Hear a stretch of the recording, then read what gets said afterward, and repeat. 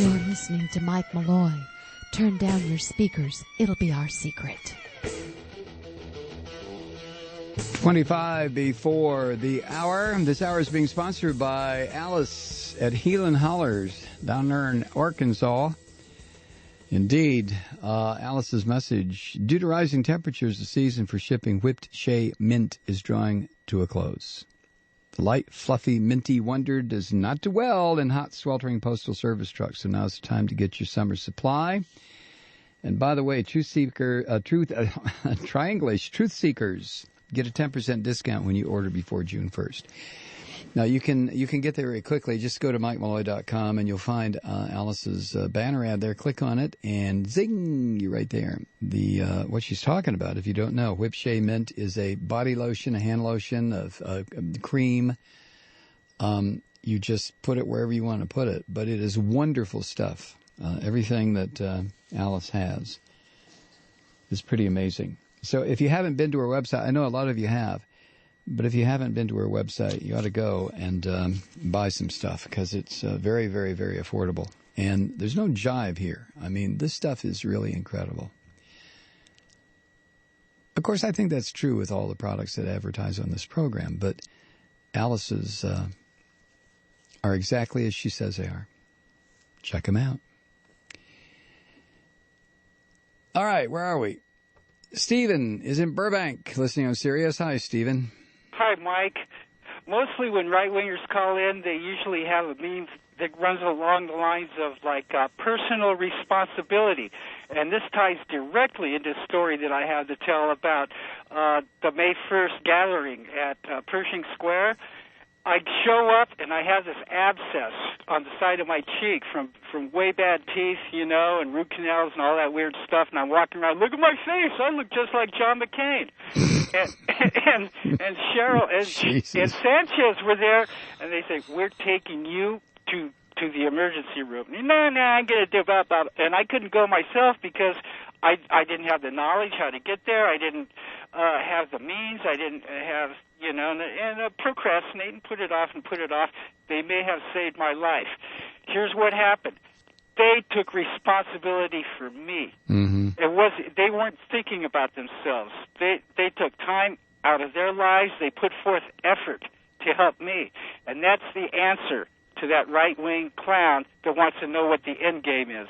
This right-wing guy ought to find out about people like Doctors Without Borders, might be a good one, or Amnesty International. Yeah, I hear you, and that makes perfect sense, Stephen. But to right-wingers, helping somebody else is a fool's errand. You're not supposed to do that. They've got their own bootstraps. If somebody is suffering, well, it's because God wants them to suffer, because they will become noble from their suffering. I hear what you're saying, but you're using logic and reason and compassion, and right-wingers do not have that. They're incapable of experiencing that. So if you tried to tell them about Doctors Without Borders, they would say, what, you mean they go around and do that stuff for nothing? God, that doesn't make any sense. They ought to stay where they are and, make some money. It's just impossible. It doesn't compute. And one of their favorite things to say is entitlements. They just cannot stand entitlements. What they fail to realize, Mike, is this. Capitalism is the entitlement program for the psychopaths at the top of the pyramid. It is. And that's what they're going to have to begin to understand. Well, I've said this before. I understand where you're coming from. I understand what you're saying. But, I spent the better part of a 27-year-long career in this crazy radio business trying to make any kind of headway at all with somebody. First, it started out just regular Republicans, and then they became conservative Republicans, and then they became conservatives, and then they became conservative right-wingers, and then they became right-wingers, and now they're someplace in Crazyville. And what I discovered on that long, sickening journey is that you cannot reach them. There have been instances. I've gotten emails from people, 2 or 3, not many, people who say, I used to be in that right-wing thing. I finally pulled myself out. It sounds like a letter from somebody who had an addiction problem and finally defeated it. That's what these letters sound like, that come from right-wing, political right or the religious right, when they finally freed themselves. And every time I've gotten one of those letters, and like I said, it hadn't been many, maybe 4. Max, but every single one has the same expression of freedom. When I finally got free of that stuff, I felt like 100-pound weight had been taken on my shoulders. Now, that's the same thing you hear from addicts, exactly the same thing when they break their addiction. So as long as they're dealing with the drug of this right-wing neo-fascism, they're never free, and they can't understand the very things that you're talking about, the very things that would open their eyes. But you know that saying, there are none so blind as those who will not see. Yeah, you can't reason with a sick mind. No, you cannot. And it's a damn shame because, I think probably half of people who consider themselves conservative or right-wing, whatever their nomenclature is these days, I have no idea. But I think at least half of these people on the right, if they ever, like I said earlier, turn off Fox for a day, stop listening to right-wing talk radio, and just for the hell of it, check out some factual true information about what's going on this planet, not just with them, but with their neighbors, with their town, their city, their state, the whole damn planet. And I think that would probably half of them, it might open up their eyes. And then if they could find a lefty, somebody like Thom Hartmann, who's not really a lefty, but I mean, he's a progressive. Hartmann has the patience that I wish I have. I wish I had, and I don't. But if they would open themselves up, and I know a lot of hard left people don't like Hartmann, they blah, blah.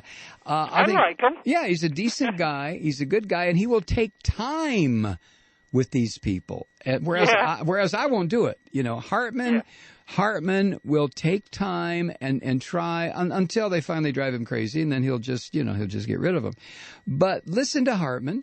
Read a couple of his books. There are all kinds of books to read out there. We do. And that might free them, but I swear to God, Stephen, the thread that runs through every one of these conversion emails I get, the thread is I feel so light, so free of that right-wing destructiveness, and I wish more of these people would give it a try.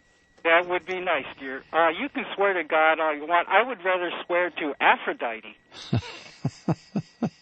Okay. Nice lady. Hey, Sanchez is on the other line, so I better let you go and talk to him, right? Yeah. All right. Thanks, Stephen. Bye. Take care. Ay. Hey, Sanchez. Stephen, make your appointment. That's all I got to say, man. Yeah, really. Yeah, and I would do it for any of my friends. Well, you can't mess around with abscessed teeth. It can kill you, literally. It'll send that bacteria right down to your heart valves, and you die. Exactly. And those bacteria eat heart valves the way you and I eat pretzels. Yeah. So anyway, quickly jumping back to Larry, because that's what I'm calling about. It's starting. People like this are starting to get me crankier than Edward Asner. Yeah. Remember Lou Grant? Remember? Yeah, I know. Because this is not a simplistic answer with all of the things, just even the things that you covered on tonight's program, including the top 5 in your trivia contest. All of these things have such destructive power on the people who are asleep at this point, like obviously the right-wing when people are. Mm-hmm. And as you just said, when people start sending you these emails, when they can break free of the corporation, this monster that has them all enthralled in capitalism or neo-fascism, once they wake up, they realize that yes, they can have this power. They too can be empowered.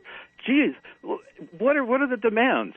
Ending capital punishment, ending wealth inequality, ending police intimidation, ending corporate censorship, ending the modern Gilded Age, ending political corruption. How about ending wars? Mm-hmm. Any of those things are a decent and honorable thing to discuss. But you have to sit, and again, well, I have a goatee kind of like Thom Hartmann. I just don't have the patience like him either. Mm-hmm. So it's just, that's what you have to do at this point. But a multitude of things. This is not a simplistic answer to give to simplistic right-wingers. You have to sit down, man. You have to wake up. Well, have a little patience and listen to people, for God's sake. Sorry, Aphrodite. I hear a lot of these right-wingers talk about the left being programmed to believe in global warming, being programmed to believe that gay folk and not gay folk are exactly the same. When in fact the programming and this is what drives me crazy sometimes. I just want to scream and you can't reach people when you're screaming, and I understand that, but I want to scream at them. Don't you understand that you are the one who's been programmed to reject anything that doesn't fit into this garbage that they pumped into your head? Hold on a second. I got to do a break here. We'll come right back.